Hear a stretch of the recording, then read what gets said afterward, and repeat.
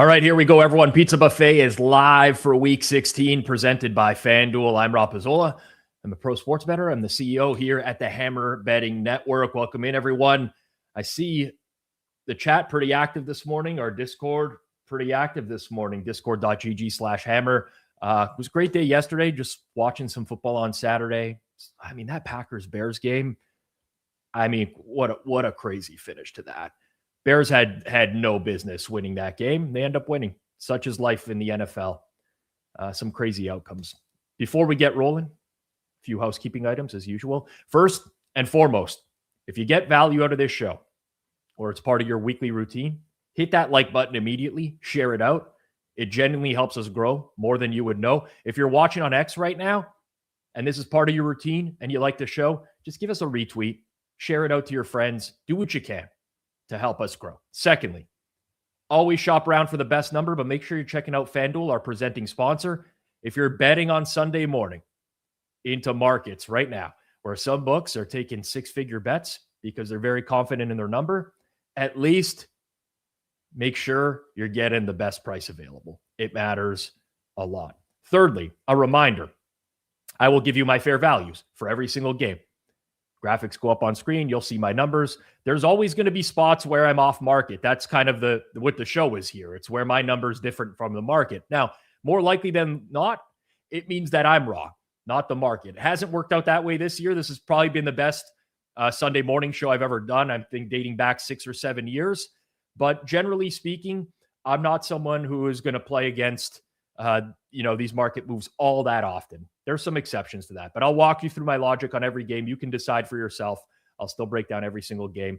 And I think we're going to probably have, looks like 7 or 8 player props that I think are worth a look as well. Someone in the Discord, Fufu, actually asked for an updated record. Player props, 61-49 this year, 5.3% ROI. Anytime touchdowns are 19-37, 88% ROI. And I think I'm going to give out some long shots today. Might be one of those boomer bust days, but there's a few guys that I like in the, let's say between 5-1 and 10-1, maybe even further out than that. So stay tuned to the end when I'm going to give out those. While I'm doing the show, I'm not paying attention to any injury news coming in. There's a few statuses I'm waiting on. It's not quite as bad as last week.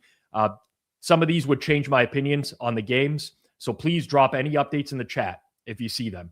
Wyatt Teller, Brian O'Neill, Ike Ekwonu, Kevin Zeitler, Chargers, Quentin Johnston, Trey Pipkins, Quinnen Williams. He's probably going to be active, but we've got to make sure there. BJ Hill, Jordan Brooks, T. Higgins. There's a lot. Drop it in the chat if you see any inactives. All right. That's it. Let's get into it. Week 16 in the NFL. Let's start off with the Bills and the Browns. Market has kind of hung tight at 10.5 here on Buffalo for the majority of the week. Total got bet down either overnight or this morning. I didn't see the exact timing of the move, but this one was 41.5 when I was doing my notes yesterday. Dropped down to 40.5 at this point. This market has kind of finally moved to where my number is on the total. This lines up with exactly where I had. We talked about this total a little bit on the Thursday Best Bet show. Directionally, I still lean Cleveland plus the points. From the Buffalo side, the matchup advantages are obvious, especially defensively. Stylistically, this isn't a team that screams road blowout necessarily. I know they've won some big games this year. Panthers on the road is a great example of a wire-to-wire win, but they are run-heavy by choice. They're content to control tempo. They shorten games. There's not that many possessions in their game. And they win comfortably oftentimes without chasing margin. And that works great when you're protecting a lead, but it makes covering a big road number a lot harder, especially against a team that can at least stay functional on the ground, in my opinion. Cleveland's offense is bad, but it's bad in a very specific way.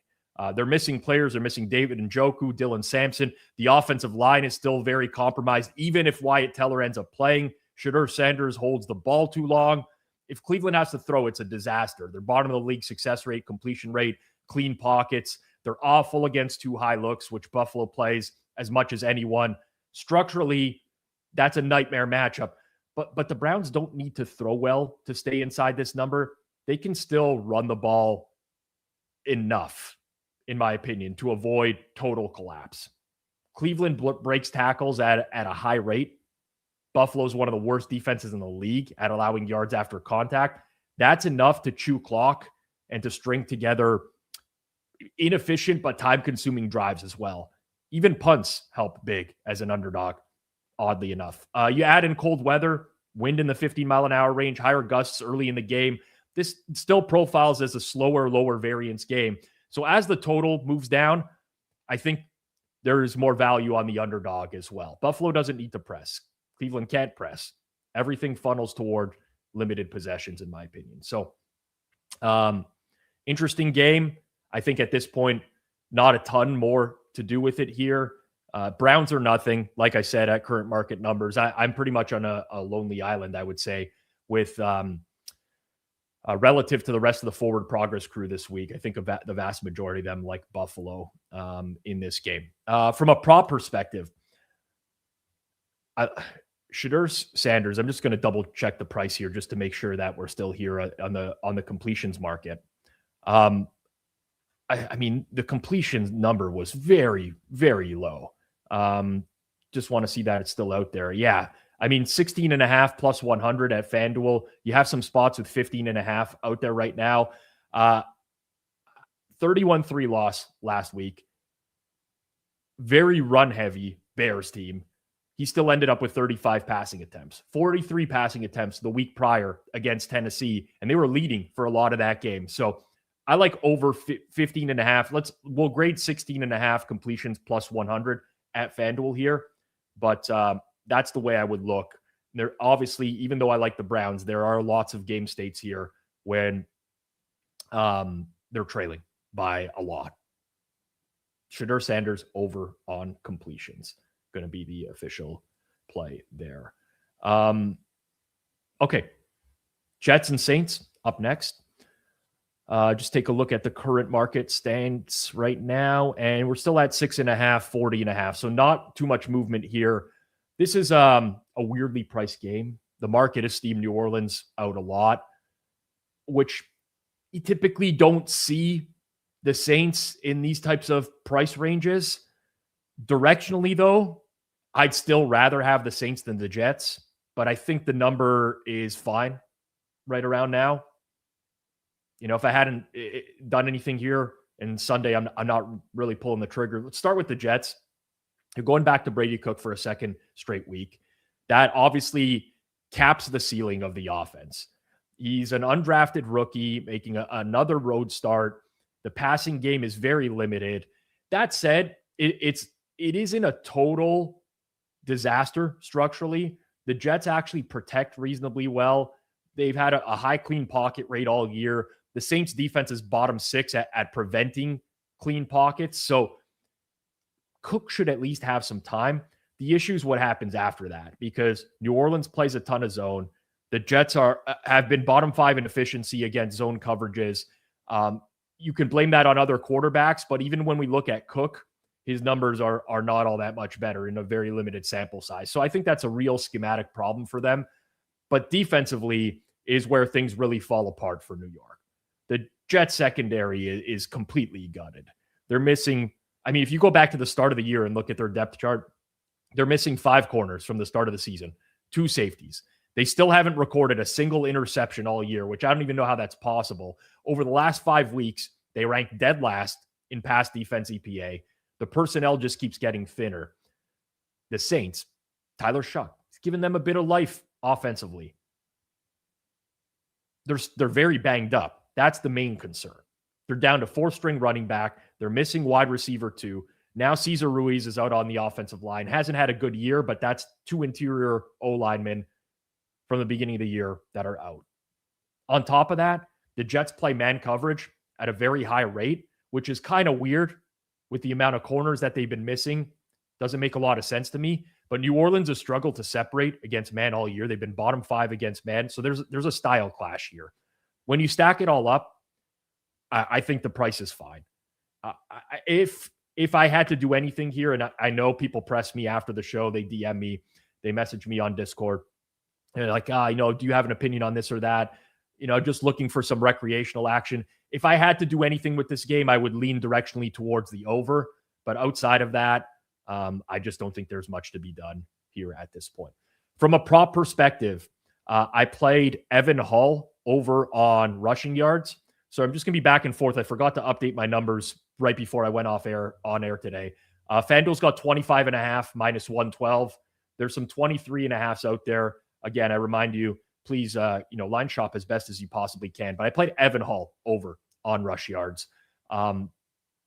After Neal went down last week, Audric Estime played 25 snaps. Hull played 22.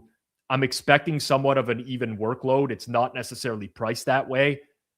So that's the look I'm going with. And again, when you have this type of situation where one team is favored by nearly a touchdown, you get a lot of game states where they're a little bit more run heavy as well. So that's where I'm going for a prop perspective in this one.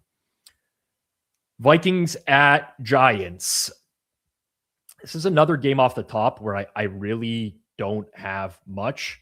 Looking at the market here, it's been relatively quiet. We've kind of just bounced in this point between 2.5 and 3 for the vast majority of the week.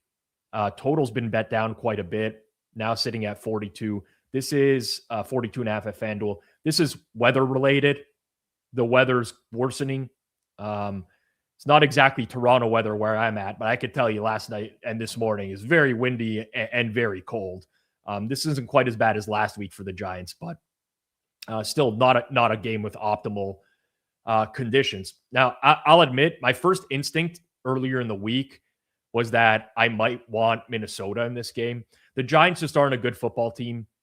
Even though their defense is healthier than it's been in a long time, they're still missing Kayvon Thibodeau up front.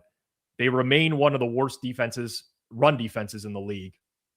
That alone gives Minnesota a pretty clear path to staying on schedule offensively. My hesitation is the Vikings injury situation. Christian Darrisaw is out for the season. Now we're monitoring Brian O'Neill at right tackle. If O'Neill can't go, that's both starting tackles gone. That matters against a Giants front that at least plays physical, even if it doesn't produce, the best results. Minnesota also lost Jonathan Greenard for the year, so they're getting thinner on the defensive line.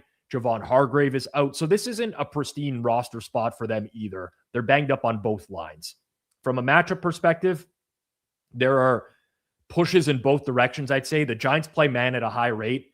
Minnesota has not separated from man this year. It's been a big problem for Justin Jefferson and Jordan Addison. You would think that those receivers would be great man beaters. It hasn't worked out that way. On the flip side, the Giants' offense is a really bad fit against what Brian Flores wants to do. Minnesota lives in too high.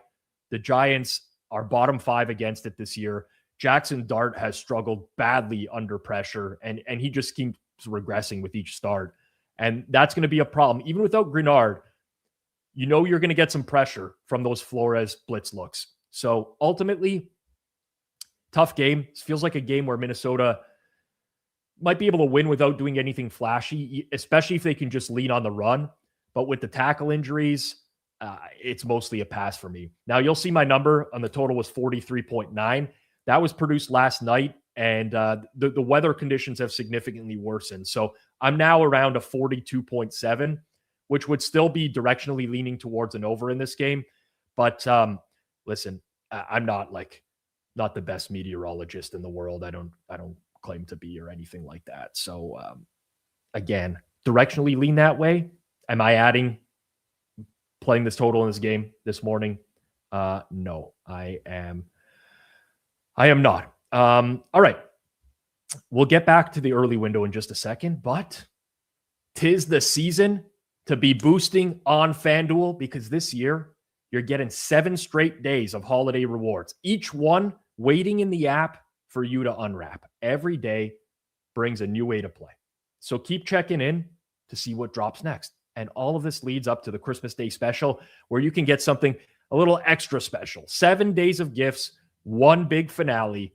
Your holiday football just got a whole lot brighter. Head to FanDuel.com/forwardprogress to get in the holiday spirit. That's FanDuel.com/forwardprogress. FanDuel, Play your game. You must be 21 plus and present in select states. For Kansas, an affiliation with Kansas Star Casino, or 18 plus and present in DC, Kentucky, or Wyoming. Opt-in required. Rewards are non-withdrawable. Restrictions apply, including bonus and token expiration, leg requirements, and max wager amount. See terms at sportsbook.fanduel.com. Gambling problem? Call 1-800-GAMBLER or visit rg-help.com, 1-888-789-7777, or visit ccpg.org/chat in Connecticut, or visit mdgamblinghelp.org in Maryland. Hope is here. Visit gamblinghelplinema.org or call 800-327-5050 for 24/7 support in Massachusetts, or 1-877-8-HOPE-NY, or text HOPE-NY in New York. All right. Moving on. See, the chat is very lively. Joking about the rating system. We use this on Sunday Reset for the next week, trying to profile what games might have a weather impact for the following week. Props wise, I didn't do anything, by the way, with that Giants Minnesota game. If I don't give it in real time, I haven't done anything with it. All right, let's keep it moving along here. We got the Bucs at Panthers, big matchup in the NFC. Big playoff implications. This is also kind of hovered in the same spot. Tampa opened in the 2.5 range. They got bet up to 3 pretty quickly in the week, and then we've just been in this like soft 3 spot for Tampa Bay all week long. Total in the game is down to 44.5 at FanDuel. And looks like it's been bet to the under across the board, which I disagree with. I guess with the current prices, this is a game where my opinion has shifted more towards the total than the side. Early in the week, I like Carolina more on the side. Now, I mean, I still directionally lean Panthers, definitely, but I actually like the over. Not a ton of conviction, but the biggest driver here is Tampa Bay's health. This is the first time in a long while where the Bucs are basically whole on offense, right? It's not only Mike Evans and Jalen McMillan back, but their snap counts going to be increased this week as well. Bucky Irving back. This time it's not on a short week with limited snaps like last week. They've had extra prep, full practices. Cade Otton's back in as well. So from a structure standpoint, this is the best version of the Tampa offense that we've seen in a very long time.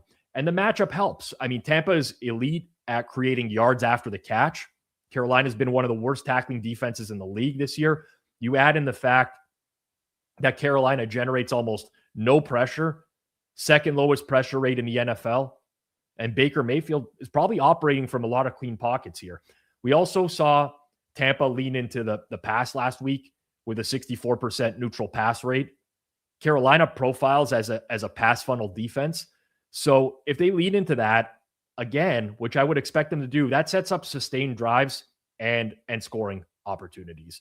On the Carolina side, this isn't like a dead offense anymore. Bryce Young's been more aggressive, both throwing and running. This is a huge game with an offensive head coach in Dave Canales that they're going to pull out all the stops in this one. Tampa's pass defense has been awful. They're near the bottom of the league in yards per attempt, success rate, all this over the latter half of the year. If there's a spot for Carolina to lean into the pass more than usual, this is it. Now, the big question is Ike Ekwonu at left tackle for the Panthers. If he's out, that caps some of my enthusiasm on the side. But Tampa isn't exactly loaded with edge rushers who are going to fully exploit that weakness. Even a lot of the Todd Bowles, blitz packages from years past are not getting home as much this year. So I think that keeps Carolina very viable offensively. So overall for me, it's Panthers or pass on the side. The cleaner angle to me right now is the total. I fully understand someone that does really well on the NFL and betting into these limits that I personally can't bet into at the max. They like the under. So it's my opinion versus theirs. And more often than not, probably better off to trust theirs. But I think both these teams are incentivized to throw. I think you have clean pocket environments, defensive issues on both sides.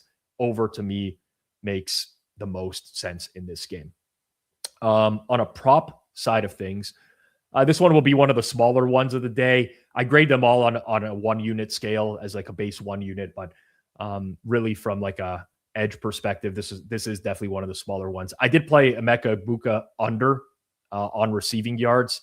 I saw 38.5 earlier today.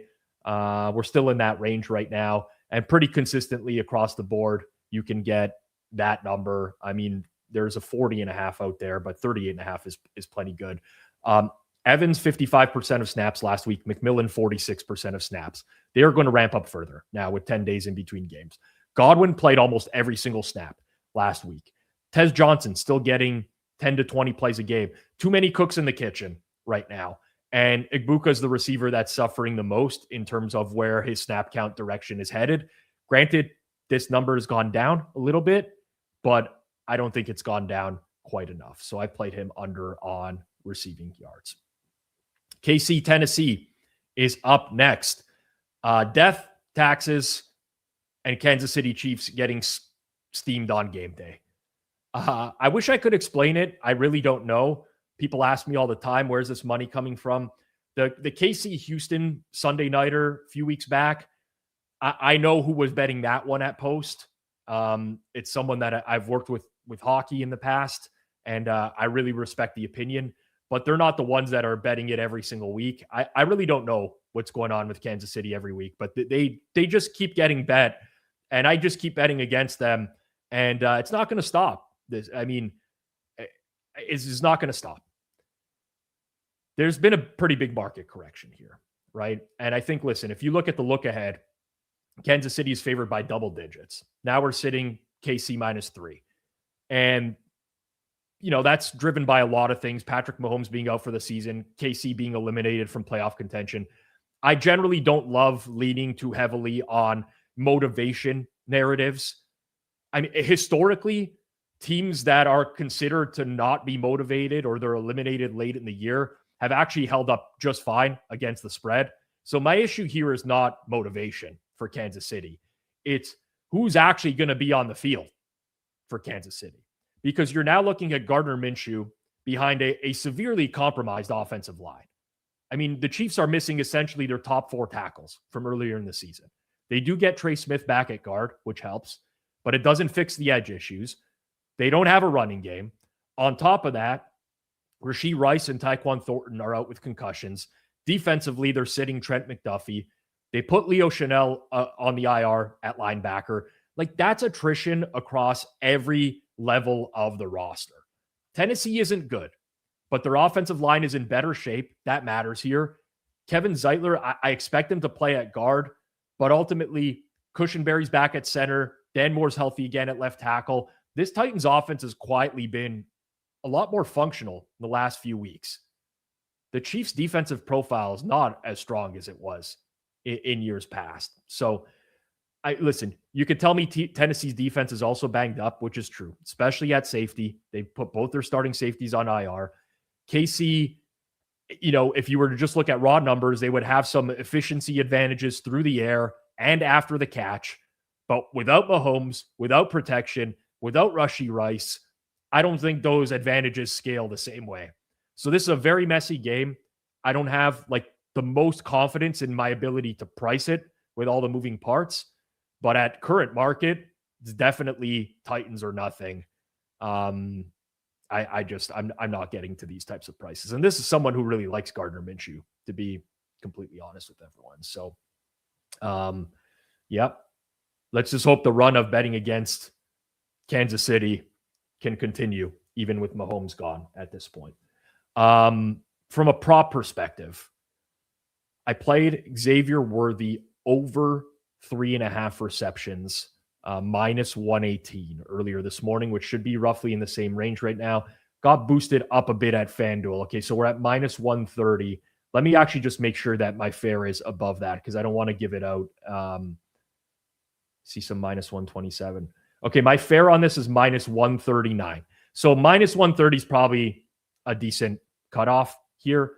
Obviously, I mean, the handicap since last week, Rashee Rice and Tyquan Thornton are out.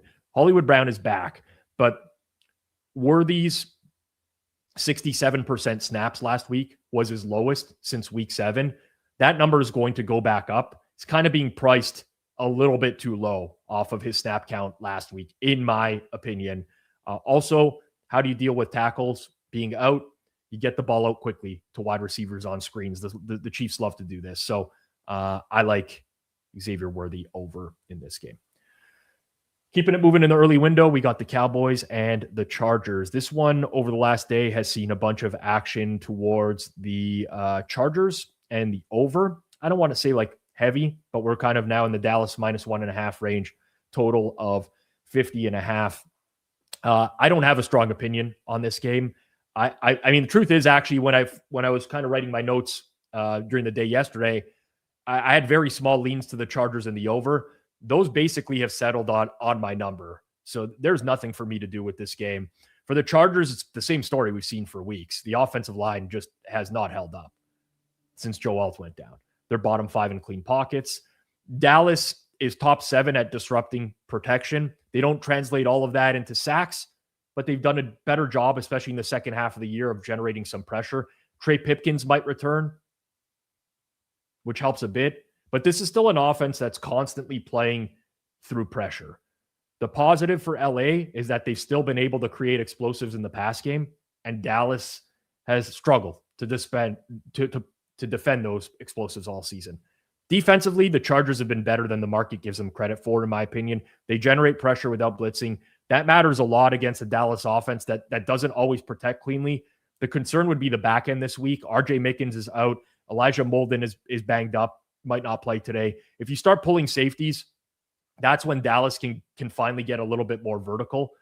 On the Cowboys side, the injury report has been like up and down mess all week. They're still without Tyler Guyton at left tackle. They get some help back on the defensive line and with Quinnen Williams, which, he left last week's game with a concussion, was trending towards him not playing, and now he's going to, in all likelihood. Losing Deron Bland is pretty tough on the back end for a secondary that's already struggling.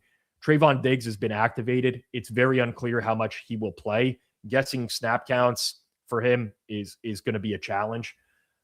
Overall, listen, you can make a case on anything in this game.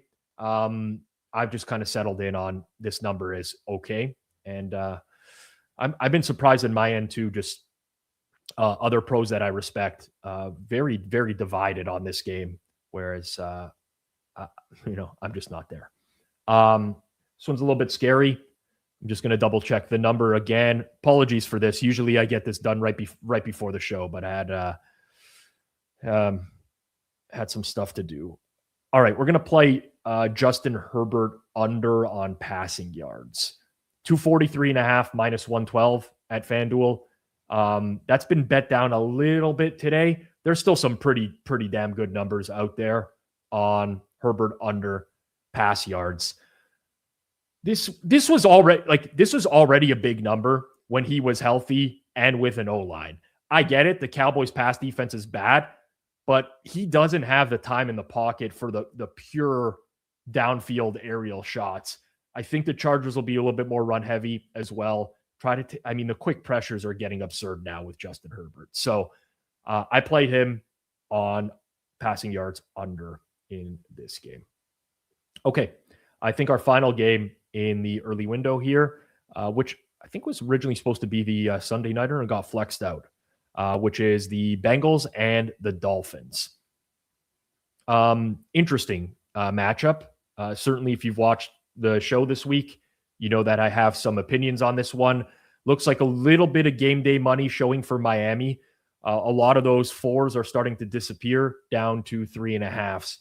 This one is one that I totally agree with. Okay, this game flipped pretty hard once Miami decided to bench Tua and start Quinn Ewers, and that move pushed the Bengals -1.5 up to -4. I think that's an overreaction. I don't have a strong prior on Ewers, obviously, just coming out from college, but we've watched Tua play quarterback for long enough now that we know that the floor is very low and the ceiling is very low. He's just not great. Now, there's obvious concerns here. Miami's defense is banged up on the back end. Minkah Fitzpatrick is out. Jordan Brooks is questionable. that opens the door for Cincinnati's passing game, especially with T. Higgins expected back. Burrow absolutely has a ceiling in this game if he's protected. But the Bengals defense is quietly in awful shape up front. Like really, really bad. Forget about Trey Hendrickson. We know he's done for the year for a while now. I don't want to say forget about him. Like it matters. But Chris Jenkins just went on IR. Joseph Osai is out. BJ Hill is a true game time decision. You know, if BJ Hill doesn't play today, I don't think I'm exaggerating. I really don't think I'm exaggerating in saying I think the Bengals might be fielding the worst front seven on defense that I've ever seen in my entire life. And that's a massive problem against the Miami offense that can still run the ball very effectively, regardless of who's at quarterback. I mean, their run game has real trench advantages here. They're elite even when teams stack the box against them. They're top tier in explosive run rate. Cincinnati's dead last in adjusted line yards allowed. And that includes when they were the games where they were at a little bit healthier. Even if Ewers is protected with a conservative game plan, which might be the case here, Miami should be able to stay on schedule and avoid obvious passing downs. And like I said, while Quinn Ewers, I've watched this guy play college football. He stinks, right? He might be a downgrade from Tua overall, but there's also a non-zero chance that the offense becomes less constrained, right? Tua cannot push the ball downfield at all. Zero. Ewers at least brings some arm talent, some volatility as well. The opposing defense doesn't know what they're going to get in the first game. So personally, the 4's in market. I think Miami's very live in this game. It's just my opinion. It's a tough one to price. There's not a lot to go off of for this particular game, but I'm a little bit off market here. And I've done some plug and play with different quarterbacks into the Miami system to try to see where we're at here. So that's it. Okay.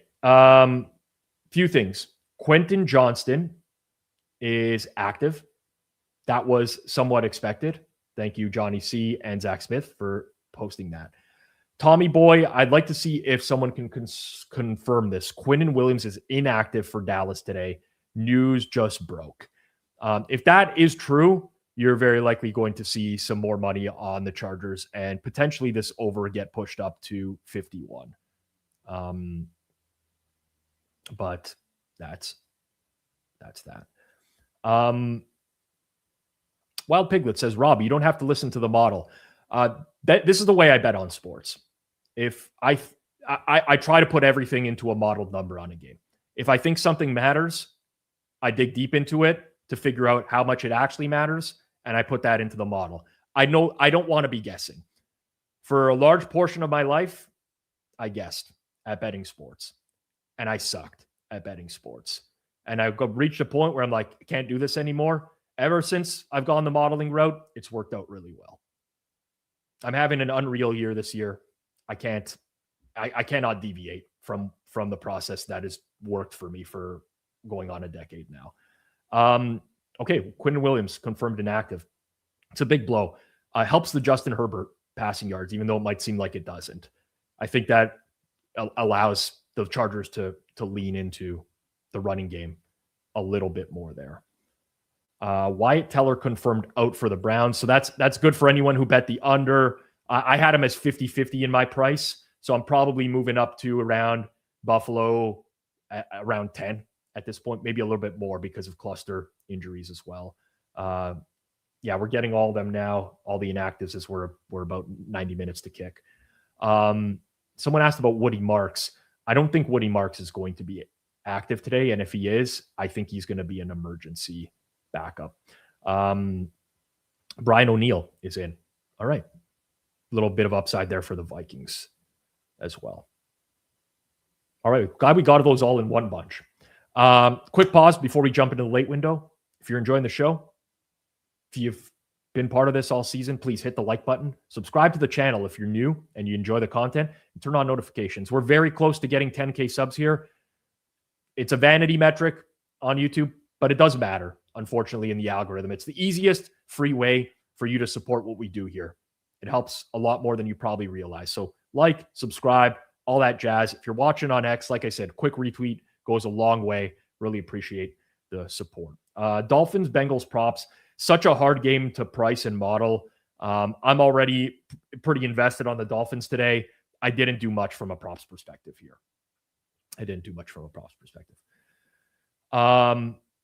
Durso, I'll answer you this. Xavier Worthy, my fair value on his over 3.5 catches was minus 139.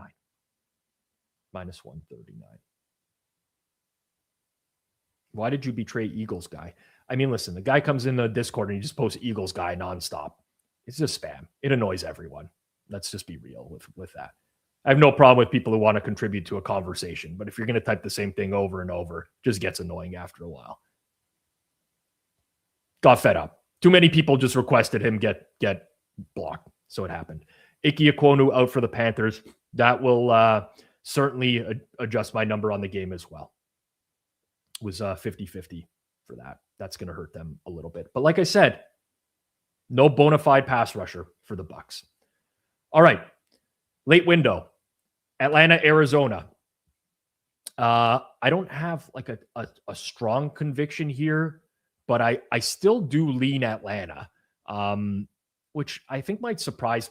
Well, I don't know. We'll get into it a little bit more. FanDuel's at a minus 2.5, minus 120. A lot of the market is minus 3, minus 0.5. Total in the game. This one got bet up a ton since the open. I don't take Arizona seriously, given the state of the roster right now. Like, let's start with the Cardinals offense. They're going to be without 4 of their 5 starting offensive linemen for the second straight week. And listen, I will say this. They held up better than I expected against Houston. That's not something I'm eager to bet on repeating. Typically, teams just don't survive long-term, missing both starting tackles and both starting guards. They get Marvin Harrison Jr. back, which helps, but they're restricting his snap count today as well. The rest of the offense is extremely thin. I mean, the run game is down to guys that wouldn't, like, they're practice squad guys, basically. The receiving room is still missing, guys that they've put on IR, like Greg Dortch and Zay Jones. You're asking a lot from an offense that has very little margin for error.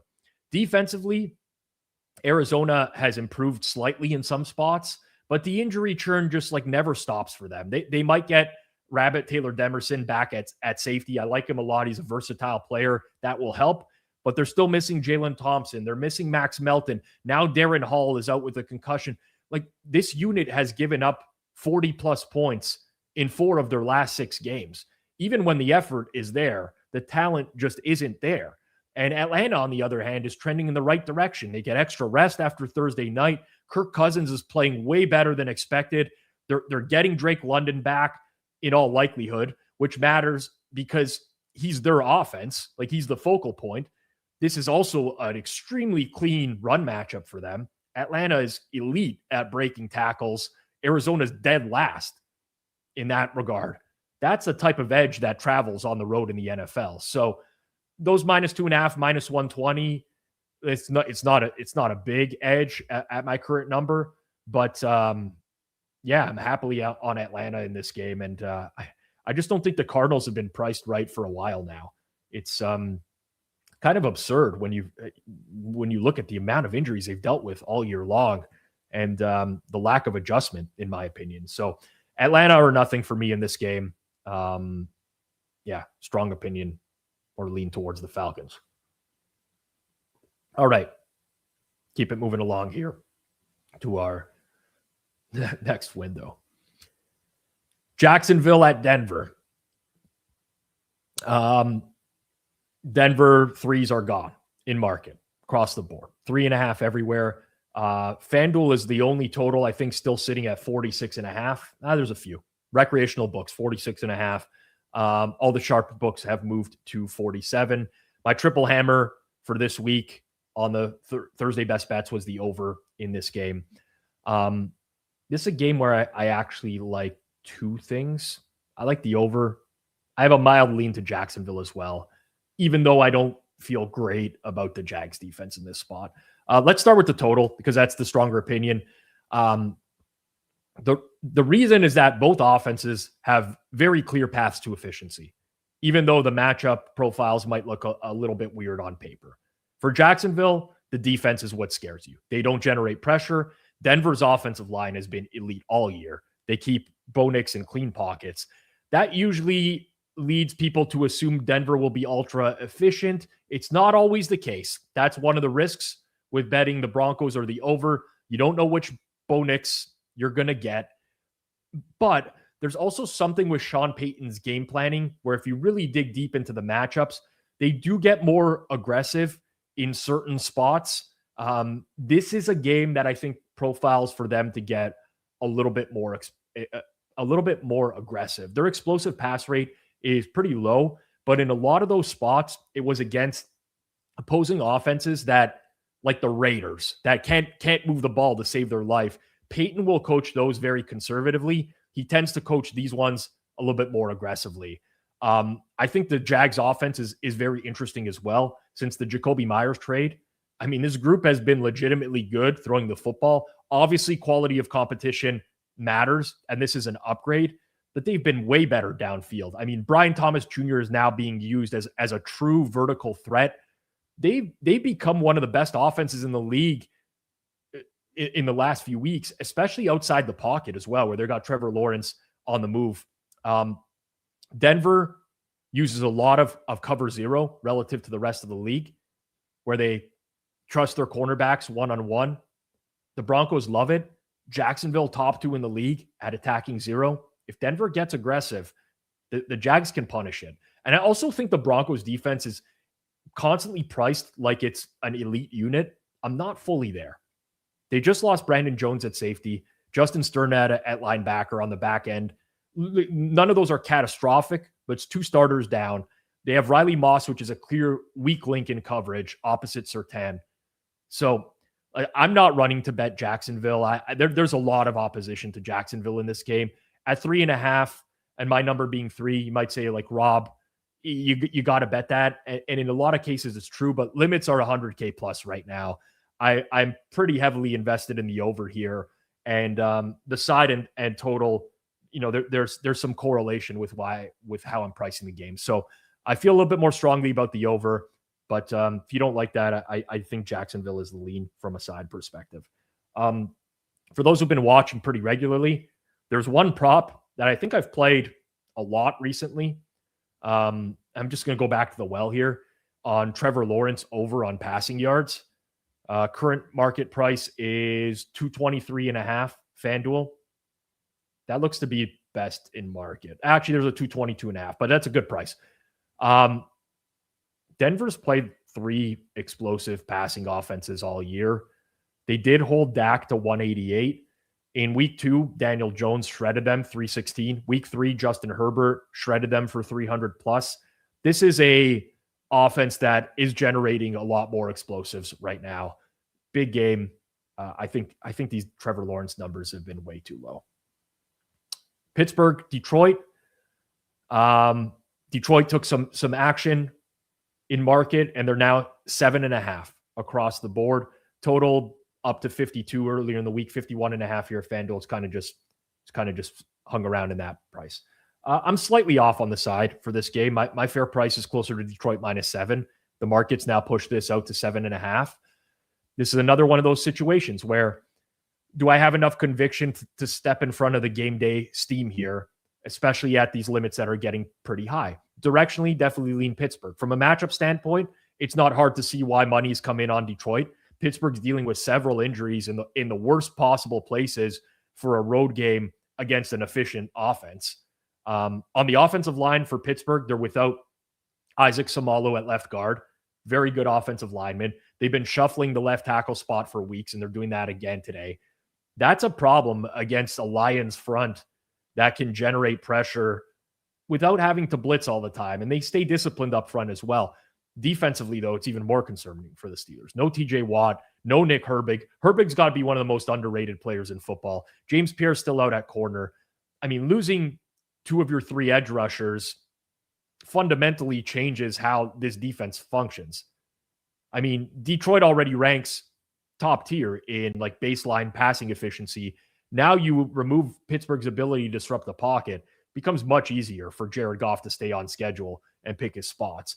The reason that I think I come in under market on Detroit pretty regularly is that their defense still has real vulnerabilities, particularly in the secondary.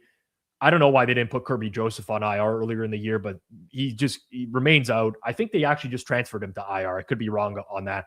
They get Thomas Harper back at safety, but it's still a unit that's allowed a ton of explosive passes over the last month.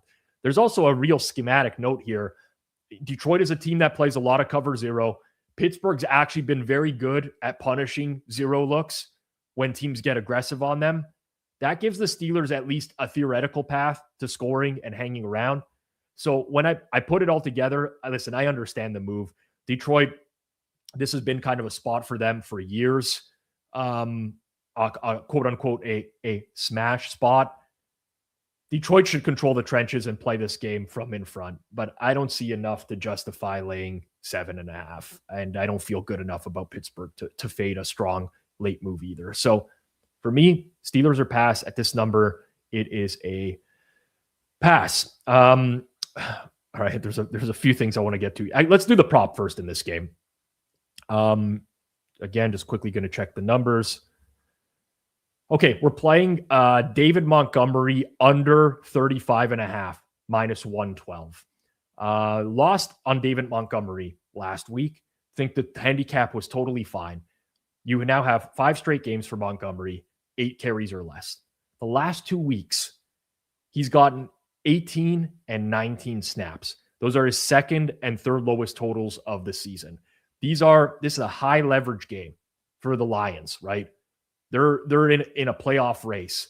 They are working Jahmyr Gibbs. I'm playing David Montgomery under on rush yards at 35.5. All right. I don't even know if this is true or not about the Fez release. I can only laugh at this point. Listen, at the end of the day, I don't own the props. So what am I going to do? But it is pretty funny. Please note, these were also discussed on the pizza buffet. Chargers, Herbert under passing yards. Saints running back Hall over rush yards. Oh, man, this is hilarious. Really funny. Whatever. Okay, we'll move on. I don't want to turn this into anything else. Houston, Las Vegas. I'm not going to spend a ton of time on this game because I haven't done anything with it. Houston, minus 14, pretty much across the board. 38.5, the total here, some 39s out there. I guess directionally, I do lean towards the under in this game. It's always uncomfortable betting an under at this price indoors, especially when you're dealing with a big favorite who could create short fields off turnovers. Stylistically, this matchup sets up for Houston to just completely choke off what Las Vegas wants to do offensively. Geno Smith back at quarterback after missing last week. I mean, it doesn't materially change much. This offense has been near the bottom of the league all season. The big issue is the offensive line. Left tackle Colton Miller, still out. He was practicing this week, not going to play. Massive problem against the Texans defensive front.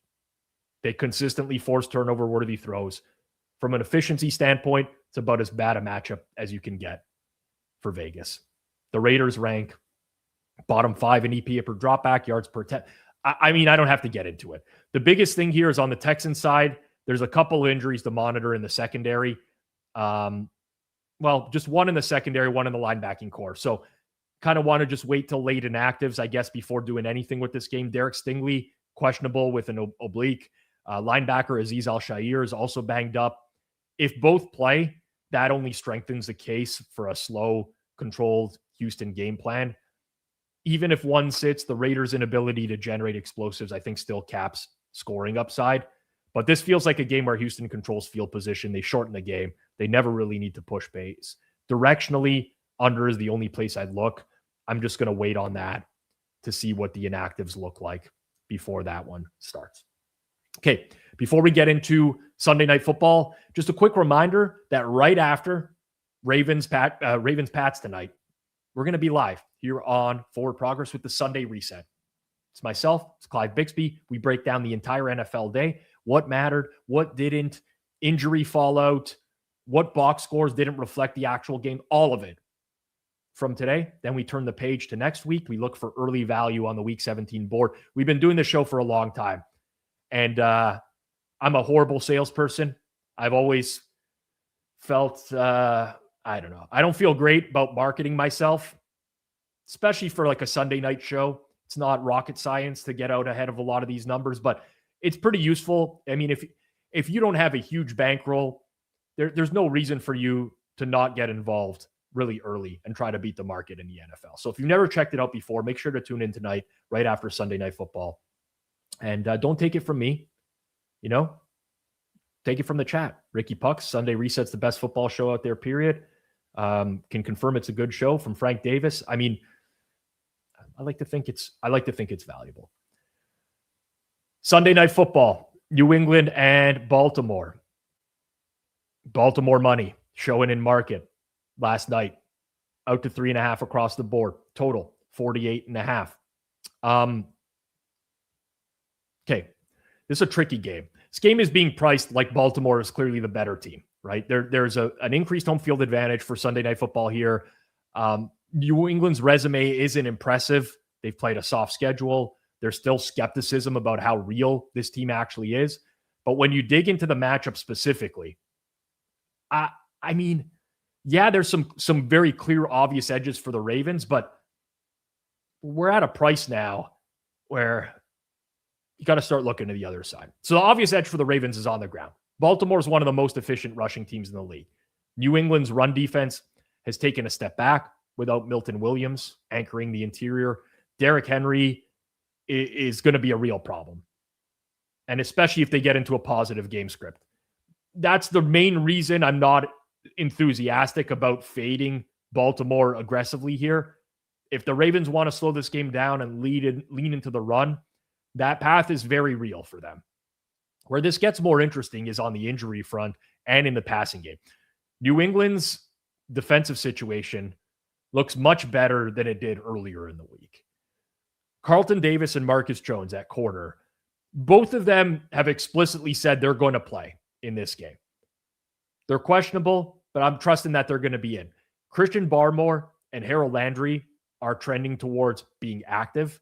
So Robert Spillane is the guy that's going to be out. And that does matter, especially against this run. But this defense, pending inactives later today, which I'm kind of waiting for, is probably not nearly as depleted as it initially looked like. And from a stylistic matchup, New England's offense, they have some advantages here. They've been very strong against one high looks all year. Baltimore uses one high at a high rate. Baltimore also has some real defensive question marks. Chidobe Awuzie is out. He's played very well at corner for them. Kyle Hamilton popped up late with an ankle injury on Friday. That's something that was bothering him around Thanksgiving as well. So that's significant if he's limited or unavailable. Hamilton's arguably the best safety in the league. If he's not close to full strength, this secondary becomes much more attackable. And Drake May's been excellent at staying on schedule, punishing low-pressure looks. So at 3.5, this is very clearly a buy point for me on New England. I grabbed some already. I don't love the matchup enough as of now to force it for like a full play. It's certainly possible this is one of those games where the Ravens steam out even further. And then I'm just adding more at worse prices. I guess similar to Chiefs Texans, but I don't know. I'm just pending inactives. You got to take the 3.5 in my opinion. Square play. Draw that square on my forehead. I'll be on the square side. Prop perspective. Double checking one more time here. We are going to Isaiah Likely over 2.5 receptions, plus 110 at FanDuel is what we're going to grade against. There is a plus 115 out there. Think it's a good buy low spot. Not a single target last week. 24-0 win against the Bengals. Really weren't forcing it through the air. Very conservative. His snap count, Isaiah Likely, has now caught up with Mark Andrews. And Charlie Kolar is getting snaps at tight end as well, but he's taking away from the Andrews snaps, not the Isaiah Likely ones. So I'm there on Isaiah Likely over. Quick thoughts. San Fran, Indy. Didn't put up a graphics board yet because we were waiting on the status of Bernard Raymond at left tackle, which he's now been ruled out for the game, according to the chat. I haven't seen that personally. I'm just going to trust you guys. I had a pretty... I was around San Fran -4 in this game. That's definitely going to rise now with Raymond being out. You have both tackles out for the Colts, which offsets some of the main issues that San Fran has in that defensive front seven. If this does get pushed back out to 6, I think that's still going to be a buy point on Indianapolis. I have talked about this week. Listen, Rivers, can't push the ball downfield. The one thing about Robert Saleh, he's been very, very consistent with the way that his defense plays. You don't get really fresh looks on a week-to-week basis. They sit back in coverage. They give you stuff underneath. They've had so much defensive attrition in the front seven. It's kind of the way that they have to play. I do believe that the Colts can move the ball on that. I mean, they did on Seattle last week. They just stalled on it's the same type of defense. They just stalled every single time. The difference between San Fran and Seattle can stop the run when they're playing too high. The 49ers, they can get gashed in this game. There is a real chance that Jonathan Taylor goes off in this game. So that's where I'm at on Monday Night Football. Okay, quick review. Current market. Buffalo, Cleveland. So we've since we've gone on air, there's been some Buffalo money. So the total's been bet back up to 41. That's kind of 41 is key, obviously. So you're seeing different opinions in market on under 41.5, over 40.5. Directionally, I lean Cleveland and under in this game, although those are just very, very minimal. Dallas and the Chargers. Obviously, Quinnen Williams ruled out. Slightly lean Chargers at this point. Not much to do there. Jets, Saints. Strongest lean in that game would be towards the over. But again, I think that one is accurately priced. Carolina, Tampa Bay. I like Carolina and the over in this game. Again, I don't have as many gaps with market as I guess I did last week. Last week I had some pretty big ones. But yeah, that's where we're at. Minnesota and the Giants, no strong opinion on that one. KC, Tennessee, I'm definitely playing Tennessee. I see one sharp book move to 3.5 -115. I might see if I could play a little bit of that after I get off air here. Cincinnati, Miami.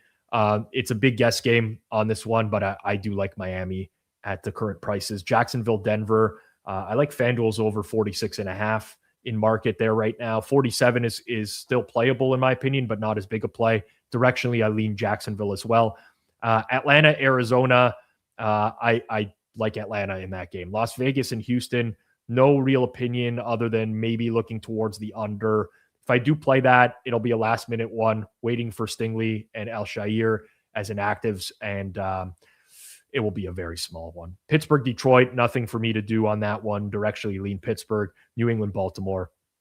Played a little bit of New England, but waiting that one out till inactives as well to see if I'm going to potentially play a bit more. Props perspective, again, over the course of the show, just to recap, I played Shadur Sanders. Some of these are going to be gone. You got to watch live, but I did play him over on completions. I played Evan Hall over on rush yards. Emeka Ibuka under receiving yards. Xavier Worthy over receptions. Justin Herbert under passing yards. What else do we got here? Trevor Lawrence over passing yards. David Montgomery under rush yards. And Isaiah Likely over receptions. A really easy trick if you're late to the show any given week. When the show's done, there's always a show transcript on YouTube. You can actually copy paste that transcript directly into AI like ChatGPT, Gemini, whatever you want to use. And if you do want to just get a summary of the plays, it can actually just go through that transcript and produce a summary of the show for you very quickly. I'd rather you spend the hour with me and watch, but if you're ever late and you need something like that, I know a billion people are going to message me after the show, but I don't have time to respond in that hour leading up to game time. Robo, I played over, unlikely. Over. All right. It's that time. Anytime touchdowns. I'm going to get a little bit more aggressive today. Again, it's been a good year. We don't want to go nuts with these by any stretch of the imagination. Like I said, 19 and 37, 88% ROI. Let's start with one that I like at, I don't want to call it a lower price. Let me just double check here. And I'm going to use my BetStamp Pro really quickly just to see what the market is looking at. Okay, let's go to Minnesota and the New York Giants. Minnesota and the New York Giants is going to be our starting point. And I am going to play Aaron Jones plus 210 at FanDuel.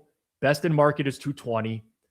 My fare on Aaron Jones is like 165. I think this is pretty solid against the Giants' run defense. So that is a fairly decent sized one for me on Aaron Jones.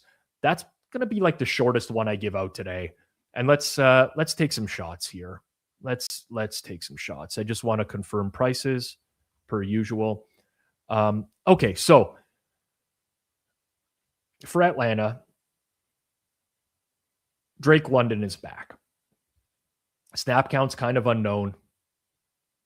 I still think David Sills is going to be involved a little bit in this offense. I think he's underpriced right now. So we're going Atlanta, New Orleans.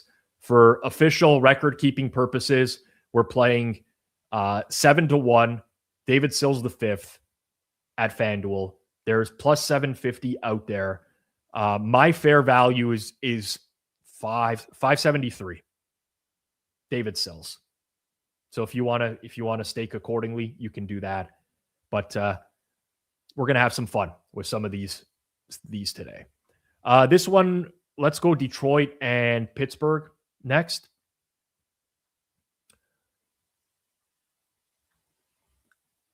Hitman was really big on this guy last week, and I'm just throwing Hitman under the bus here. He didn't do anything in last week's game. But I actually still really like the fit for him within the Steelers offense. So we are going to play Adam Thielen, plus 950, FanDuel, Adam Thielen. Best in market I see is 11-1. There's some 10-1 for sure. I price Adam Thielen just slightly under 8-1. 796, Adam Thielen.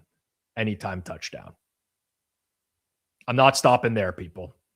If it turns into an 0-4 day, whatever. You just give back some units that we've made on the season. New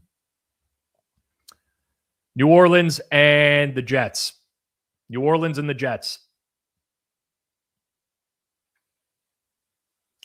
We are going Saints tight end, Foster Moreau, plus 850, FanDuel.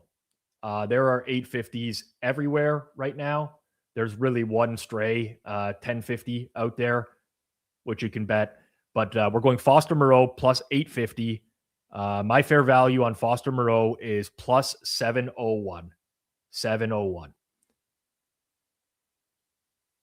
So we got Aaron Jones, David Sills, Adam Thielen, Foster Moreau. And let's go with an even bigger dart here. Let's go with a bigger dart. Actually, no, we're not. We're not. We're going to end it at those four. We're going to end it at those four. I was going to go with Gage Larvudden. I always mess up the pronunciation. Larvudden. Gage Larvudden. There we go. Listen, not an official play. If you got access to the 12-1, bet that. Don't go any worse than that. Gage Larvudden. If you have no idea who he is, I don't blame you. All right. Punt returns for the Cleveland Browns. Probably their fourth receiver there today with Cedric Tillman back in the mix. Judy Tillman Bond. Yeah. Not a real person. Who the fuck is that guy? I got it. Cleveland Browns. That's the last one. All right. Appreciate everyone who tuned in. Almost 2,300 of you across X and YouTube today. Always appreciate the support. here on the Pizza Buffet. If you could do me one favor, smash that like button. It goes a long way. People do find this show after we go off air, so that would be really helpful. And if you enjoyed it as well, just drop a 1 in the chat on the way out the door. That seems to help with the algorithm as well. Bunch of comments rolling in all at once. So appreciate that from everyone. Thanks for tuning in. Make sure you do check out our sponsors at FanDuel. Which side? This side. I always get confused with the, oh my God, I can't do this. My brain doesn't work properly. Check out our sponsors at FanDuel. They support the show and have for many years, as have you. And do want to wish everyone best of luck with their bets today. This has been the Pizza Buffet here on Forward Progress, presented by FanDuel. Peace out, everyone. Enjoy your day.